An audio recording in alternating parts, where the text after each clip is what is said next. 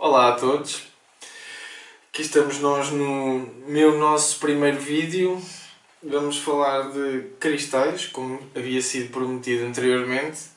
Hoje vamos falar da parte mais física dos cristais. Vamos falar sobre pedras, cristais, vamos falar sobre rolados, brutos, as formas platónicas, polidos, melhorados.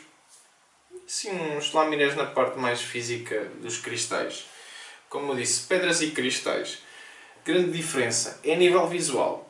Um cristal nós vemos uma forma geométrica definida, e enquanto que numa pedra a estrutura é mais amorfa. Vou-vos mostrar uma apatite, por ser também a pedra do ano. Estão aqui a ver, esta não tem uns cristais definidos, não é? Vem aqui uma pedra sem nenhuma estrutura tridimensional. Vemos aqui assim algumas cores diferentes que estavam a formar alguma cristalização mais específica, mas não tem nenhuma estrutura evidente. Ao passo que esta apatite já se consegue ver, a figura geométrica já se formou, a cristalização está perfeita, já conseguimos ver aqui as estrias de formação. E esta é a grande diferença, é a nível visual. Porque se formos a ver a nível atómico, a pedra acaba por ter uma estrutura cristalina em alguns átomos diferenciados. Por isso, para nós cristalterapeutas, pedras e cristais, nós chamamos todos de cristais. Primeiro porque, como gostamos de todos como se fossem cristais, acabam por ser uns cristais todos para nós. E falando da vibração deles, os cristais e as pedras têm a mesma vibração. O que muda é quase a energia com que eles emitem. Se estivéssemos a falar de música, ambos, se fosse um dó, a pedra seria um dó um bocadinho mais grave e o cristal seria um dó ligeiramente mais agudo. Ambos são dós, no corpo vão ter exatamente o mesmo efeito, simplesmente um ressoa um bocadinho mais alto em termos de vibração e outro um bocadinho mais baixo, mas a vibração em si é a mesma. Mostrando aqui outro exemplo de pedra e cristal, temos aqui uma pedra de pirite, em que estão alguns a querer formar alguns cristais, mas acaba por ter uma estrutura amorfa, ao passo que este aqui já tem um cubo perfeitamente formado, onde já cristalizou na sua forma. E pronto, esta é a diferençazinha que há entre pedras e cristais. Mas para nós, como eu disse, é tudo cristais. Falando agora sobre rolados e brutos. Os rolados, há dois tipos de rolados diferentes. São os rolados através de químicos e são os rolados por erosão, por abrasão, que são normalmente utilizados nas tómbolas grandes. Eles vão rolando em esferazinhas ou outras pedras e vão ficando com um aspecto polido. Atenção aos rolados para fazerem elixires. Que não temos interesse em que os químicos estejam presentes na água que a gente vai beber. E outro parênteses, para os em bruto, eles podem partir-se e fazer pequenas lascas que nos podem ferir interiormente. Por isso também não é interessante, se calhar, usar-os em bruto para fazer elixires. Há formas de os fazerem, que eu hei de falar em uns vídeos mais à frente, e é preciso ter muita atenção nas pedras a escolher, na forma de os fazer, na hora de fazermos um elixir. Fica só este parênteses aqui, que mais à frente a gente, no outro vídeo, retoma este assunto, que acho que é de extrema importância. Os rolados, agora falando um bocadinho na cristalterapia e dos brutos. Os rolados têm uma forma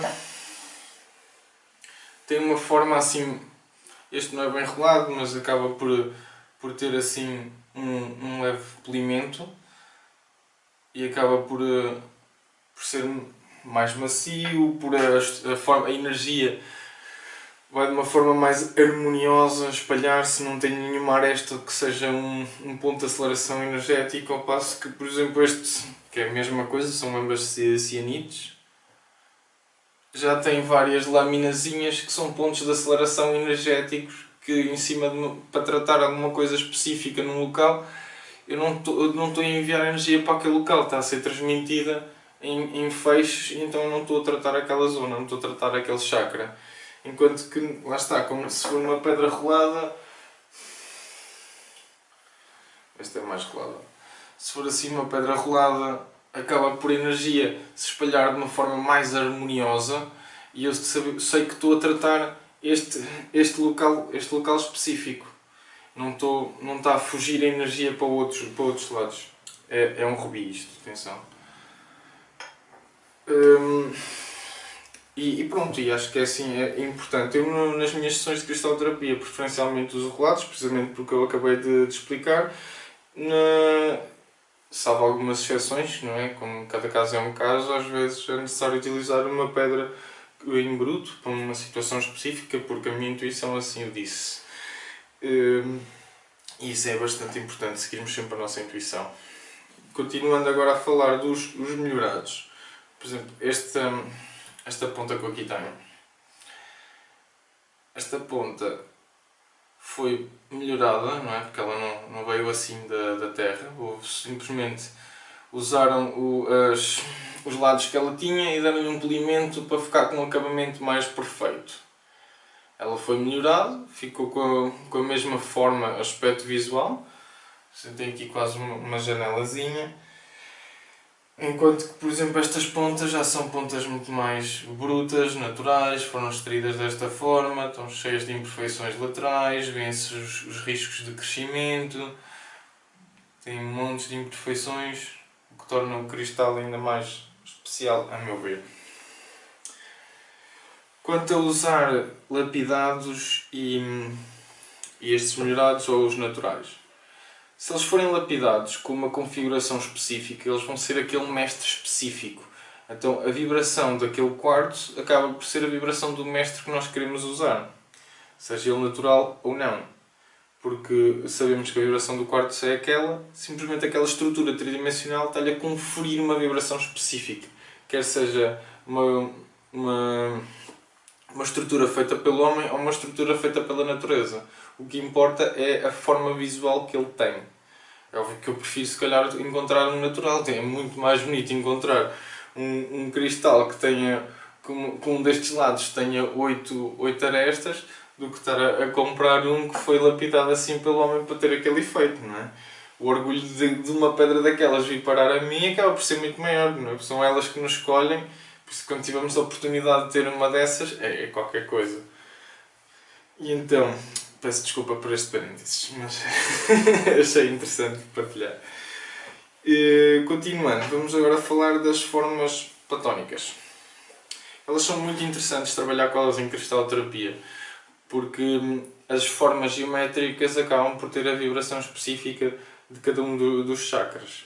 Nós utilizamos em cristalterapia as formas platónicas, mais a esfera e o dodecaedro, para computar os 7 chakras, para podermos fazer uma sessão completa.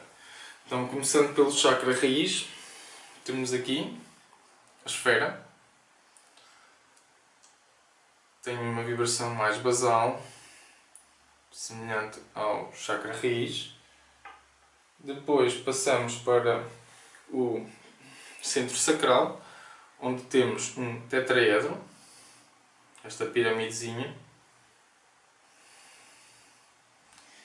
Depois passamos para o plexo solar, onde temos o cubo, o hexaedro.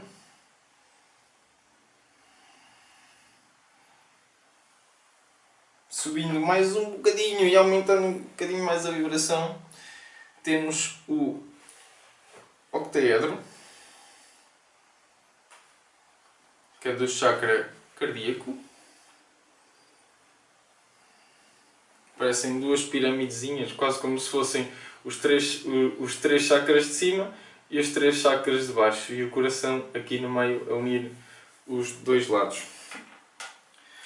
Passamos para o dodecaedro, que tem este pentágonozinho multiplicado, fazer esta figura geométrica,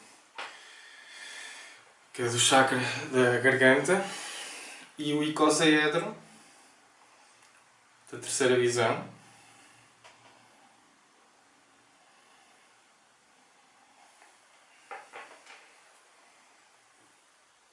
e um dodecaedro para o chakra da coroa.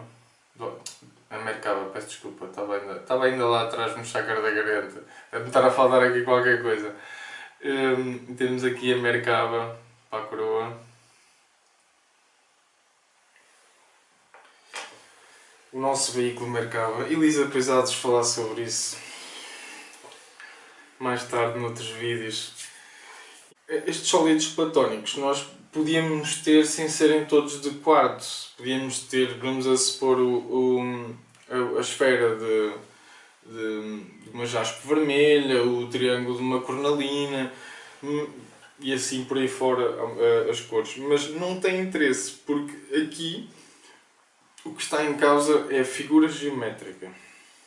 Dessa forma, eles até podiam ser todos de ametista ou todos de jaspe, porque o que interessa aqui é a vibração do sólido geométrico. É isso que vai fazer a harmonização, mais do que a composição ou a cor que lá esteja. É óbvio que se calhar se usássemos as cores ainda temos um acrescentar de informação e de vibração à situação, mas como estes sólidos são tão potentes, não vale a pena, porque o quartzo, como amplia, nós estamos a ampliar esta forma geométrica e já é mais que suficiente.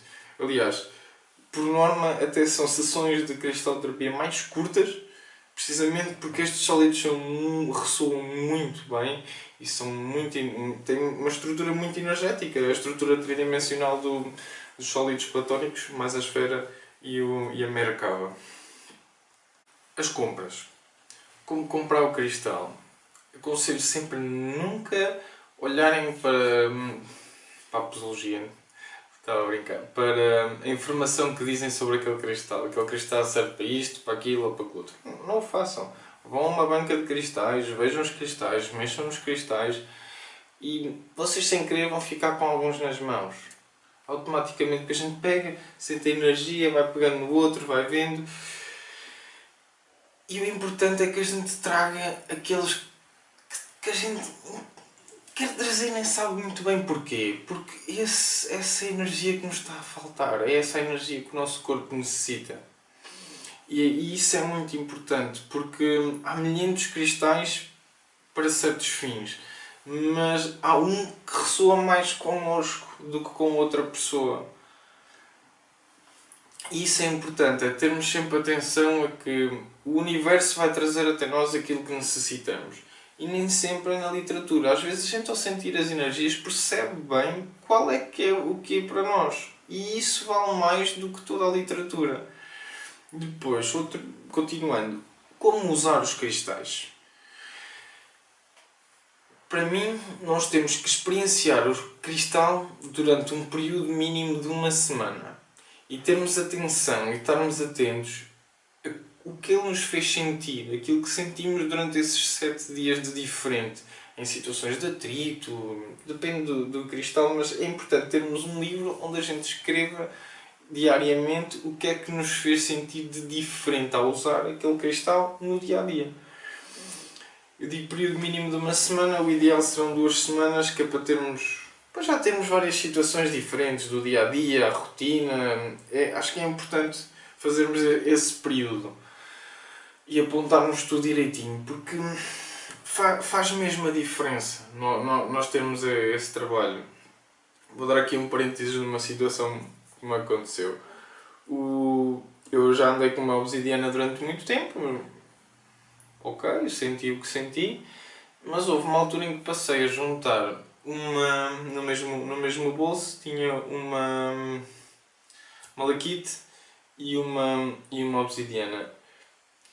Em termos terapêuticos foi muito, muito importante, mas não foi positivo no dia a dia, porque a malaquite, como puxa tudo, e a obsidiana, como é um espelho e é preta, fez-me ver uma data de coisas em mim que se calhar não eram positivas, mas precisavam de ser vistas. É quase como foi buscar todo o meu lado, quase como se eu tivesse a percepção em mim porque é que estou a ter aquelas atitudes menos boas. Mas foi puxá-las, tive que as ter, tive que fazer as pessoas à minha volta às vezes experienciar coisas um bocadinho negativas a meu respeito, porque foi um processo terapêutico que aquelas 2 pedras fizeram em mim. E isso é importante, nós termos esta atenção e a consciência e apontarmos as coisas diariamente. Atenção, estas pedras funcionaram assim comigo. Quer dizer que vão fazer isso convosco. Cada caso é um caso e é preciso ter muito cuidado, às vezes, a misturar assim alguns cristais, porque pode-nos causar algum mal-estar, alguma moleza ou mesmo alguma ansiedade para algumas pessoas, e é preciso ter muita atenção a isso. Isto foi só um exemplo específico do que aconteceu, não é para repetirem. Ok? Bem, acho que por hoje é tudo.